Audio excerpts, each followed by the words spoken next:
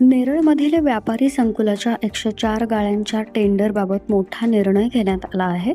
रायगड जिल्हा परिषदेच्या बांधकाम समितीच्या बैठकीत हे टेंडर रद्द करण्यात आलं असून स्थानिक टपरीधारकांना न्याय मिळण्याचा मार्ग मोकळा झालाय. नेरळ गावातील रस्ता रुंदीकरणामुळे विस्थापित झालेल्या टपरीधारकांच्या पुनर्वसनासाठी जिल्हा परिषद आणि नगररचना विभागानं व्यापारी संकुल उभारलं होतं. या संकुलातील 104 गाळे वाटप करण्यासाठी ऑक्टोबर 2025 मध्ये ई-निविदा काढण्यात आली होती. मात्र या निर्णयाला स्थानिक व्यापाऱ्यांनी आणि नागरिकांनी तीव्र विरोध केला.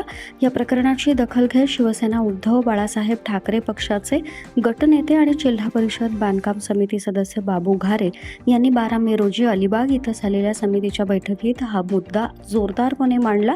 घारे यांनी प्रश्न उपस्थित केला की लोकनियुक्त सदस्य मंडळ अस्तित्वात नसताना अशा प्रकारचा धोरणात्मक निर्णय कसा घेण्यात आला.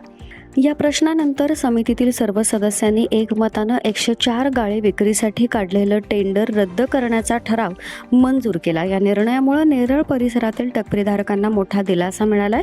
आता जिल्हा परिषद नव्यानं धोरण तयार करून स्थानिक आणि पात्र टपरीधारकांना गाळे देण्याची प्रक्रिया राबवणार आहे.